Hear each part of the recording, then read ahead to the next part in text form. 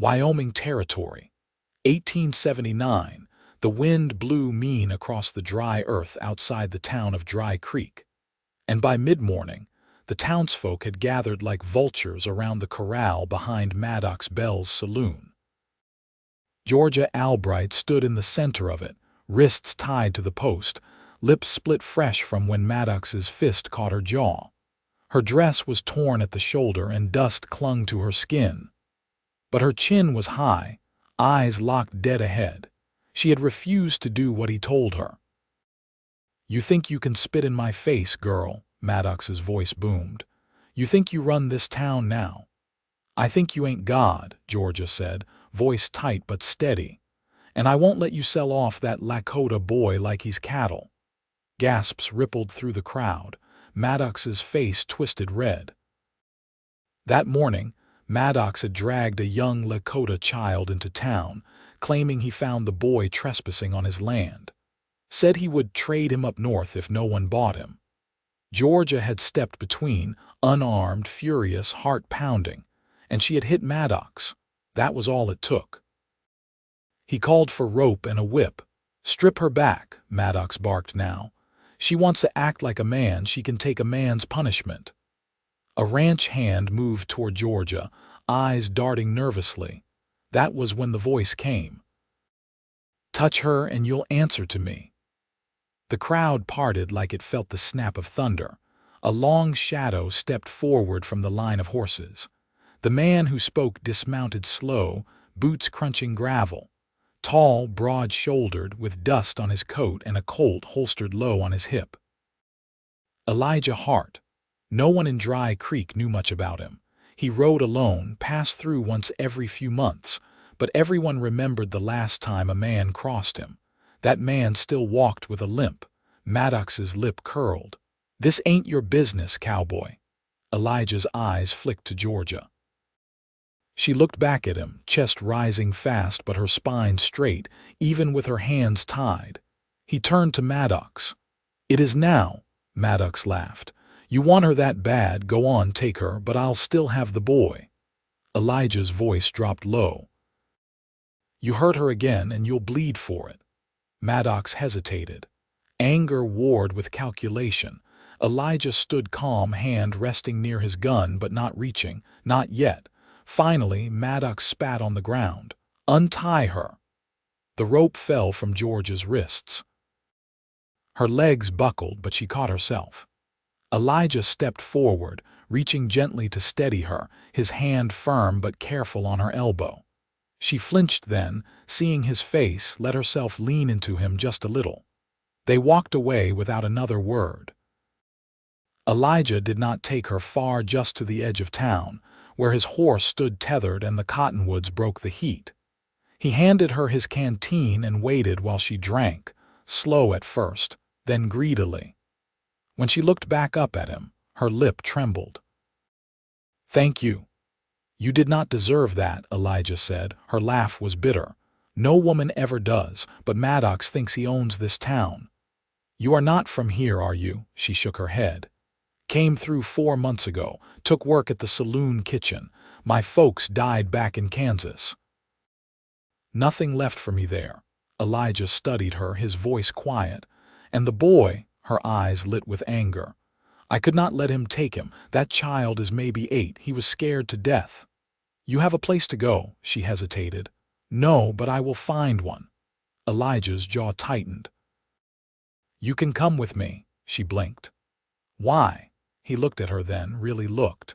"Because you stood up when no one else would, and because I would not sleep right knowing you were still in reach of that bastard." Georgia's voice was soft. "You do not even know me." "I know enough." They rode out an hour later. Georgia sat behind Elijah on his horse, arms around his waist, quiet. She did not ask where they were going. She just breathed in the scent of pine and leather and dust, and felt the steady strength of the man who had stepped between her and a whip. By sundown, they reached a cabin tucked in a valley 2 hours west, built sturdy, with a lean-to barn and a corral. Elijah dismounted and helped Georgia down gently, his hands warm through her sleeves. She looked around. "This is yours," he nodded. "I built it myself, been here near 5 years." "Why help me?" she asked again. Elijah looked away for a second, then back at her. "I saw someone hurt like that once. Could not stop it. Never again." George's throat tightened. Elijah opened the cabin door. "You can stay here tonight. I will sleep in the barn." She caught his sleeve before he turned. "You do not have to do that." His eyes searched hers. "I would never touch you without your say." She nodded, blinking fast. "I know." That night, Georgia lay in bed beneath a quilt that smelled faintly of cedar and smoke. She listened to the wind outside, the creak of the cabin walls, the soft sounds of a man who had guarded her without question.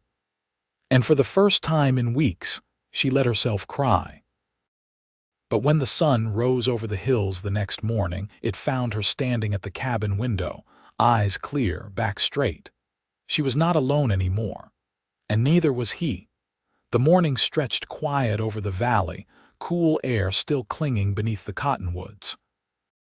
Elijah was already outside, splitting kindling near the edge of the corral, sleeves rolled to the elbow. Georgia watched from the cabin doorway, one hand resting lightly against the frame. The skin around her wrist still bore a ring of red, but her eyes held steady. "You always up this early?" she asked, voice carrying across the yard. Elijah looked over, axe paused mid-air. "When I don't sleep much." She stepped onto the porch barefoot, skirt brushing the worn planks. "You have coffee," he nodded toward the cabin. "On the stove, if the fire kept through the night." She disappeared inside.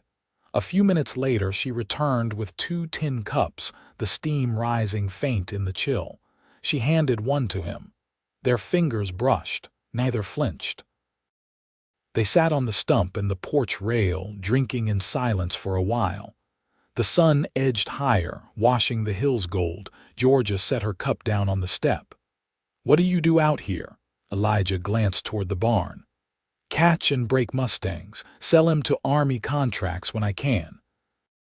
Keeps me fed." "Ever take on help?" He studied her, not with doubt but with thoughtfulness. "You know horses." "I know how not to get trampled," she said, "and I don't mind dirt under my nails." He took a long sip, then nodded once. "You can start with the feed buckets." She stood, brushed her hands on her skirt. "You got a comb," he pointed to the saddle shed. "Hanging on the wall." They didn't speak again for a stretch. She moved with quiet purpose, sleeves rolled and hair tied back with twine. The work seemed to settle her, like each movement put something back in place. Elijah watched her from time to time, not saying much, but pausing his work when she passed close. By midday they stopped to eat cold cornbread and beans under the lean-to. The shade was thin, but enough. "You always live alone?" she asked. "Long as I've had the place." She considered that. "You don't get restless?" "I did once, not anymore." She nodded slowly. After they ate, Elijah led her to the south fence line. Wires sagging. "Coyotes'll get bold if it stays that way." She took the fencing pliers from his hand without asking. "Show me how." They worked side by side through the afternoon, the sun warming their backs, the wind tugging at loose strands of hair. Georgia's hands blistered before the second post, but she didn't complain. Elijah noticed, though, and after they stretched the last wire taut, he took a kerchief from his pocket and wrapped her palm with care. She looked at him then, close. "You always this kind to strangers?" His gaze didn't wander. "You're not one anymore." The words hung in the air between them. Not heavy, just true. That night Georgia didn't sleep in the bed. She brought the quilt out to the porch and curled up there, watching the stars. Elijah came out after a while, sat beside her, boots resting on the step. "I figured you'd be gone today," he said. "I figured you might not want me here." "I didn't say that." "You didn't have to." A long silence passed, the kind that didn't feel empty, only full of things not yet spoken. Finally, she said, "I want to stay if that still stands." His voice was quiet. "It does." She leaned her head against his shoulder. He didn't move away, and when the wind picked up again, it carried no dust, only the cool breath of pine and the promise of morning. The third morning brought a slow, silver fog across the valley, thick enough that the ridge beyond the pasture vanished in it. Georgia stood near the barn, arms folded tight against the chill. Her sleeves were damp with the mist, but she didn't move. Elijah came from the paddock, saddle slung over one shoulder, boots whispering through the wet grass. "You're up early again," he said. "I heard something last night. Horse hooves, north side." Her eyes didn't leave the tree line, too steady to be wild. Elijah turned his face toward the fog. "You certain?" She nodded. "Didn't sound like more than one, didn't come close." He set the saddle on the fence post. "You see anything?" "Only shadows." She glanced at him. "Could have been someone watching." Elijah didn't answer right away. He walked to the edge of the field and crouched, pressing his fingers into the soft ground. After a minute he stood. "Rider passed through," he said. "Didn't stop. Hoofprints head west." Georgia brushed a strand of hair behind her ear. "Think it's someone from Dry Creek."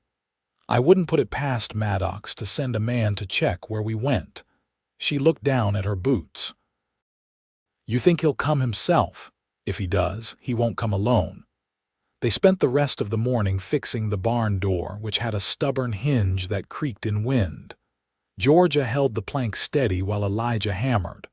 Once finished, he stepped back, brushing sawdust from his hands. "You ever think of leaving Wyoming?" she asked. He leaned against the wall. "Thought about Texas once, or maybe Colorado, but I don't have much reason to wander anymore." Georgia picked at a splinter in her palm. "I used to think I'd end up somewhere with ocean air. Someplace where the wind didn't carry dust." "You miss Kansas?" She shook her head. "I miss the smell of my mother's cooking and my father's stories, but not the place." They walked toward the cabin, boots dark with mud. At the porch, she paused. "You said once you couldn't stop something bad from happening. What was it?" Elijah's face shifted, not with anger but with weight. "There was a woman. Back when I worked freight along the Oregon Trail, she traveled alone for a while, kept to herself. One night, a group of men from another wagon train came through. I was too far off to hear anything until it was done. When I got there, she was gone." George's voice was low. "You tried to find her. I rode after them. Found her body in a ravine. Buried her myself." She sat on the step beside him. "I'm sorry." I never forgot her face or what it felt like to arrive too late. They sat quiet for a time, the damp earth steaming as the fog lifted. A hawk circled high above the ridge. Elijah broke the silence. "If Maddox does come, we'll be ready." Georgia nodded. "I want to be. I'm not running again." He turned toward her. "You won't have to." Later that afternoon, they rode out to the ridge where the hoofprints disappeared. The grass was flattened in places, and a button had been trampled into the mud. Georgia knelt and picked it up, rubbing the brass clean against her skirt. "This came off a Union coat," she said. "Probably cavalry issue." Elijah studied it. "Maddox's brother served out of Fort Laramie. Could be his." She stood, pocketing the button. "So he's not just angry, he's planning." "That's what men like him do. They wait for dust to settle, then strike when they think no one's looking." As they rode back, Georgia turned in the saddle. "You ever think you'd be doing something like this? Protecting a woman you hardly know?" Elijah didn't answer right away. Then, "No, I thought I'd be alone till the day I died." She looked ahead. "Maybe you were waiting for the right kind of trouble." He smiled, faint but real. "You think you're trouble? I know I am." That night she didn't go to the porch. She stayed inside, sewing the frayed cuff on one of Elijah's shirts by lantern light. He sat across the room, cleaning his rifle with slow, practiced care. When she finished, she stood and handed it to him. "You should wear this tomorrow. Mending won't hold forever, but it'll last a while." Elijah took it, fingers grazing hers. Thank you. Georgia didn't let go right away. You're not alone anymore either. He looked at her, the light catching the edge of his jaw, softening the lines around his eyes. No, he said. I'm not. The wind outside stirred the pine branches, but inside the cabin the air was still and full of something steady, something just beginning to take root. On the 5th day, a letter arrived. A weathered rider from the mining camp south of the hills passed through the valley and handed it to Elijah without a word, just a nod before he turned his horse and vanished into the trees. The envelope was creased at the corners, the ink faint from dust and time. Georgia stood by the porch rail, drying her hands on her apron, watching Elijah read. He frowned, eyes narrowing slightly as they moved over the page. When he looked up, he held the letter out to her without speaking. She took it, unfolding it slowly. The handwriting was blunt and familiar. Bell's claiming you stole from him. Put out word through Cheyenne. Says he'll pay silver for proof or return of the woman. Men are watching the roads. Keep off the main trail. Her fingers tightened around the paper. He's hunting me.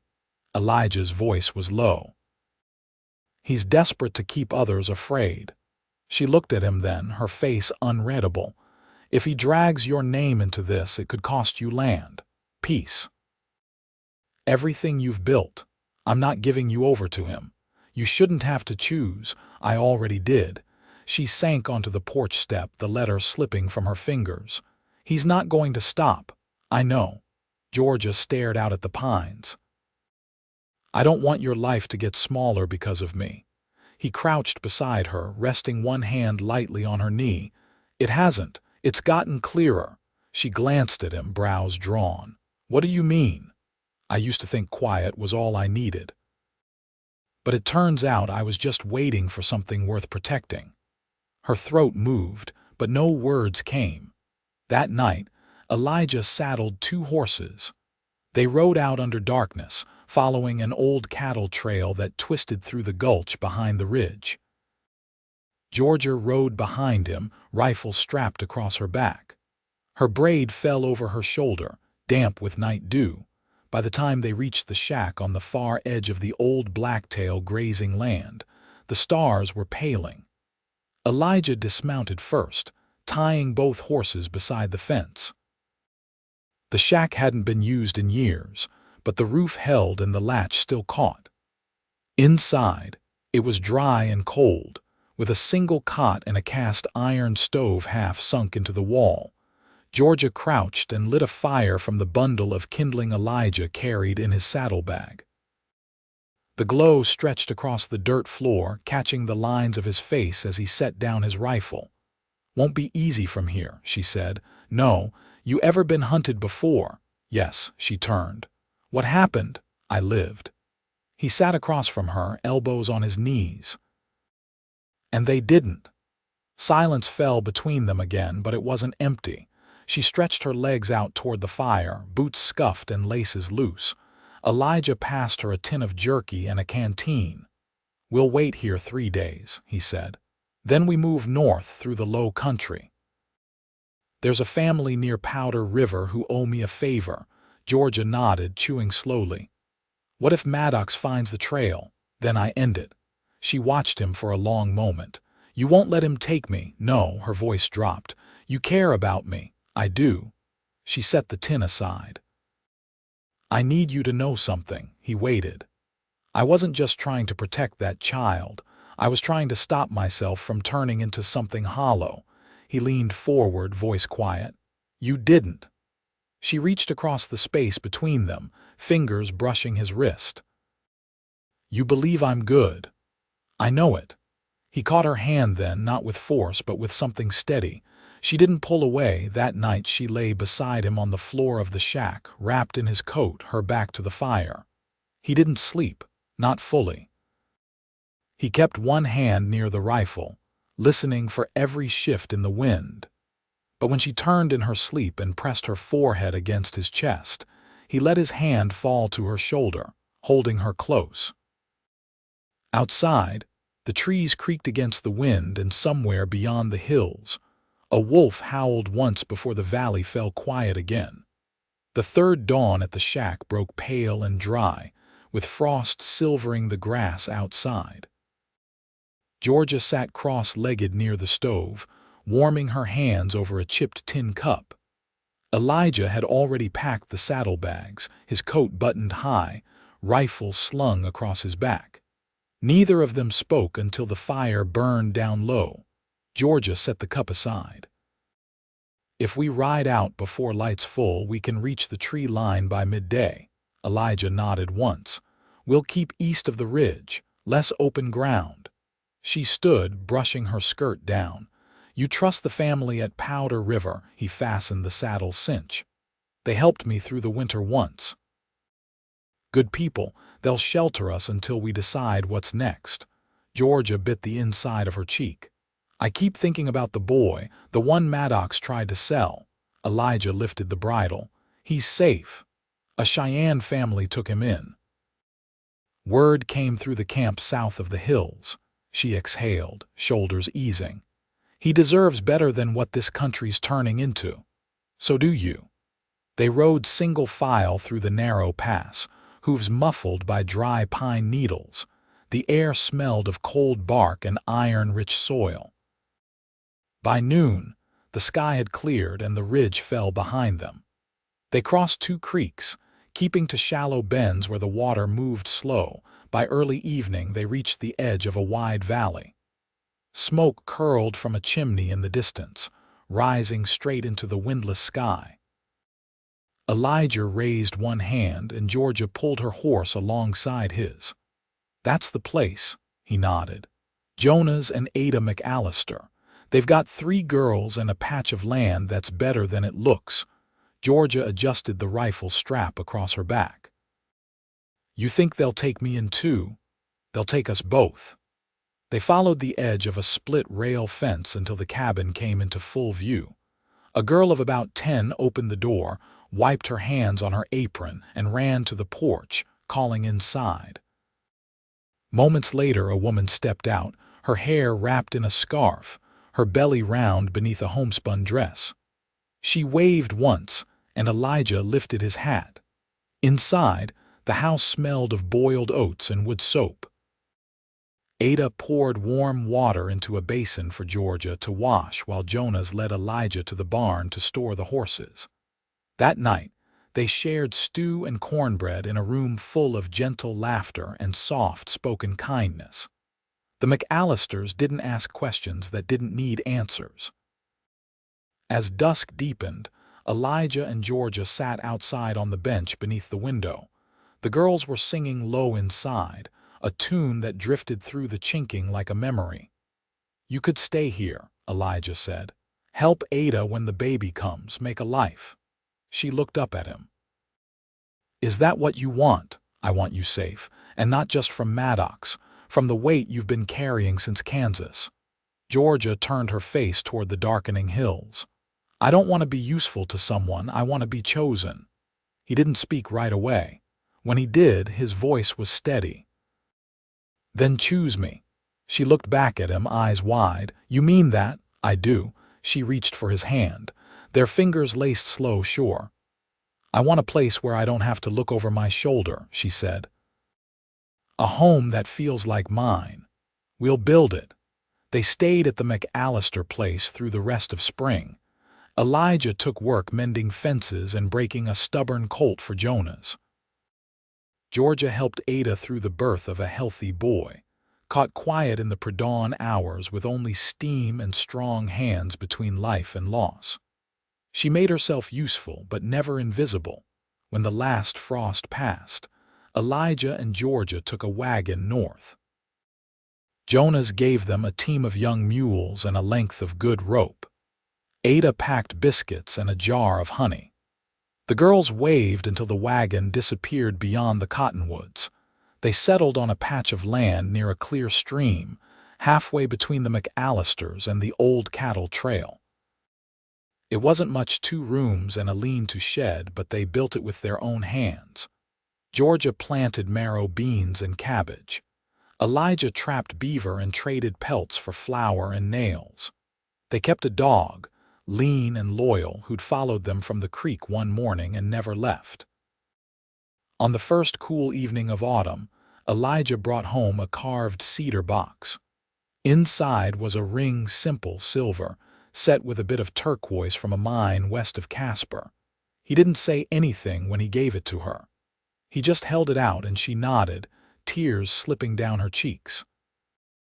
They married under the cottonwoods, with Ada and Jonah standing witness.